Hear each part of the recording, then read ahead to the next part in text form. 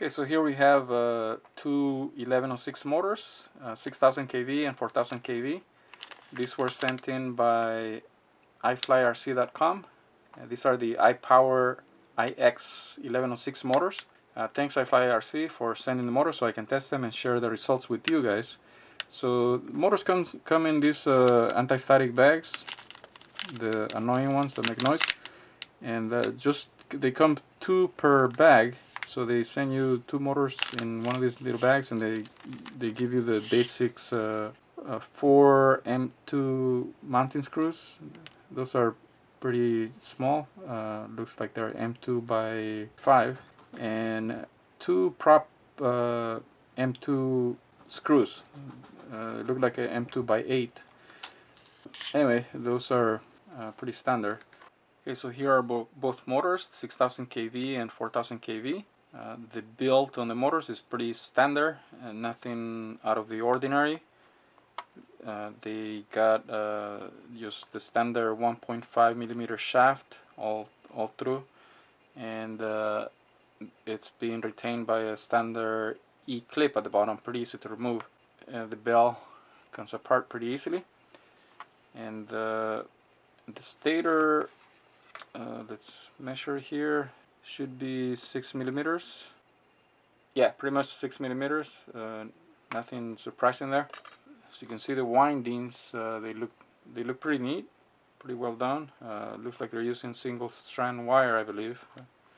Kind of hard to tell if it's a single strand or a bundle of 2 or 3 on this small scale. Your typical small bearings there, and finish overall is pretty good. Magnets look pretty normal, not extra chunky or anything, just normal magnets. Shaft is just pressed in, so you can see there's most of these motors don't use any balancing at all, so that's not uncommon on these size motors because they're so small. It's just not worth balancing. They should balance okay because all the rotating mass is pretty close to the center, so that's the idea. So overall, pretty well made motor. Laminations seem to be 0.2 millimeters, so the wire is not that long. They only give you about 60 millimeters worth of wire. That might not be enough to reach center mounted ESCs. All these 1106, 1105, 1104 motors, they have the shaft, it's only pressed in. There's only very little material that grabs the shaft itself, so shafts are prone to shifting. So when you're mounting your prop, because the prop fits so tight, you end up pushing the shaft back, and then you get a vertical play on the motor because you're pressing the shaft down. So that comes out that way, and then you get vertical play like this, like it'll actually move like that.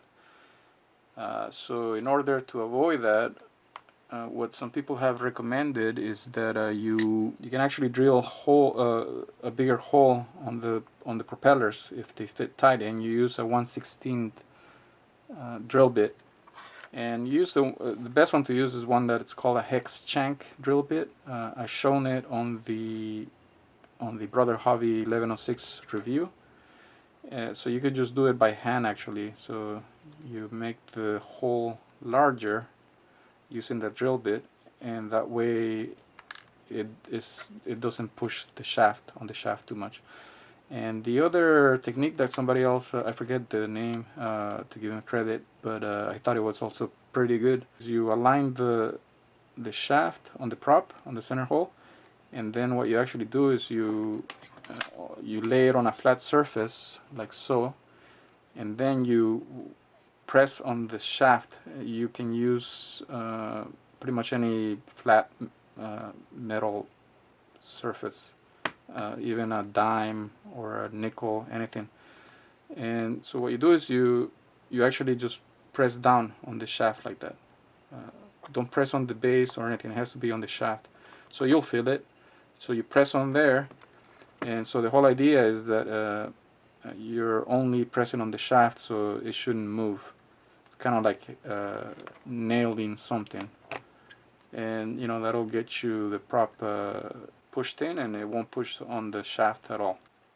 So if the shaft is already pushed back and you have vertical play, one way to fix it is to use a night lock, and then you want to use a vise. So you clamp it, and slowly you compress it, and it'll move the bell back where it should be, and you'll get rid of the vertical play. You could also use one of these C clamps. These are pretty cheap.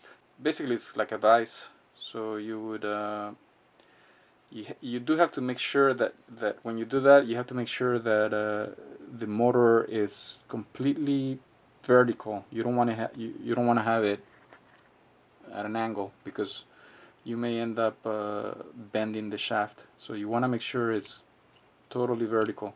You start clamping on this, and slowly, make sure you do it slowly, and make sure you keep it centered and completely vertical. So slowly you start clamping it, and it'll compress it, and it'll move the bell where it should be. So that's why another way to do it, if it's already happened, if you already have vertical play. And yet another way of doing it is if you have one of these channel locks, like a small channel lock. But this is not really recommended, because when you use the channel lock, the clamping force is like, it's at an angle. It's not totally vertical like that. So this is last resort. Last resort if you don't have any other tools like a vise or the clamp, the C clamp. So I don't really recommend this one. But if worst comes to worst, and what you want to do is you want to align the motor so that it's more, you kind of have to guess more or less where the clamping force is oriented. So on this one you have to do it at an angle. The motor has to be sort of at an angle, and then just kind of do it slowly. And also you want to make sure that the bottom here is actually resting on the shaft at the bottom and not the base, because you don't want to mess up the base of the motor. Yeah, that's the brute force method. Not really recommend that one. Okay, so those are the techniques that some people suggested to fix the vertical play on the motors. So let's see what the motor weighs, and that's with 60 millimeters worth of wire. So that weighs in at 6.7 grams. 6.7 grams for the 4000 kV.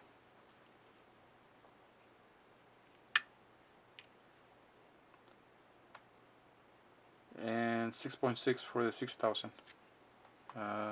This has less copper. But anyway, 6.7.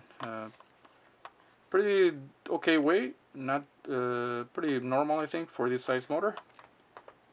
So okay, now let's look at the thrust results.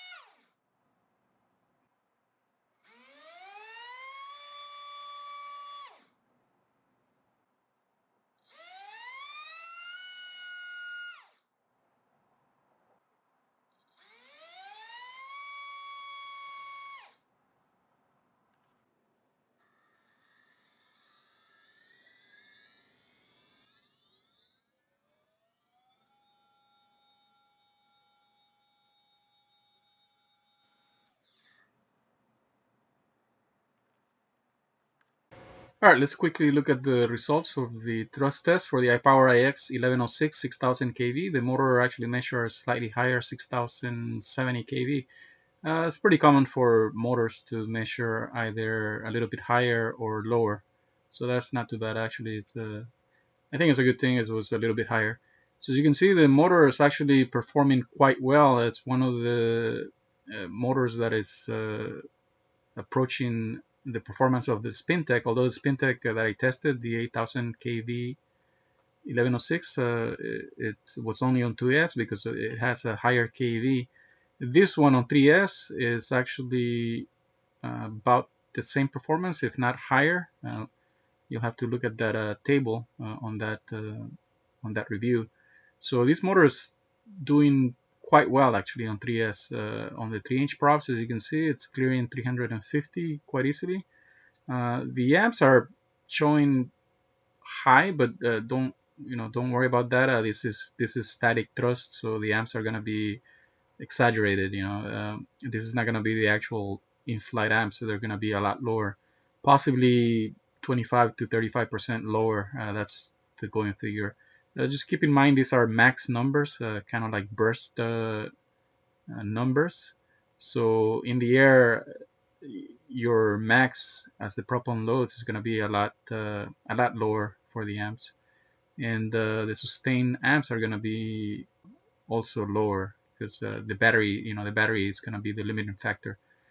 So this prop, the King Kong 2840x3, as you can see, it's drawing quite a lot of amps, but I've seen a lot of people commenting on this one, saying that the prop actually flies really well. So that's one of here's an example of a prop that on the static draws quite a lot of amps, but when you fly it, it's perfectly fine.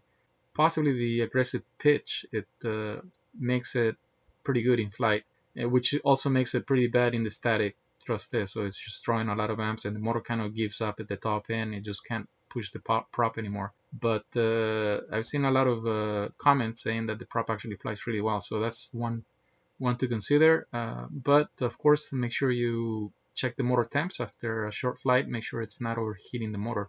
Other than that, the RX props are always popular. And I also threw in this Ichin, it's kind of like a generic 2035 by 4. This is the prop that comes in most kits. Just wanted to show that it doesn't do that well. You can see it's just barely more than the 2 blade prop, and it's drawing quite a lot of more amps for that thrust. So anyway, I think this is overall quite a good option for the micro builds if you want to run on 3S. Also on 2S, the motors also could be a viable option for those of you that want to run 2S and 3-inch props. It's making pretty decent thrust at that voltage. So pretty good motor from iPower. So the only thing that I can comment on is the durability or reliability of the motor, because simply I just haven't tested long term. But as you saw, the build of the motor is pretty much on par with the other 1106s that I've and 1105s for that matter that I've reviewed. So the indication should be that the motor is gonna be right about the same as the other one. So it's one motor to consider. All right, so that was the thrust test and review for this motor. A pretty good option for you guys if you want to get a bit more power on your 3-inch builds, micro builds. So thanks for watching, and until the next video.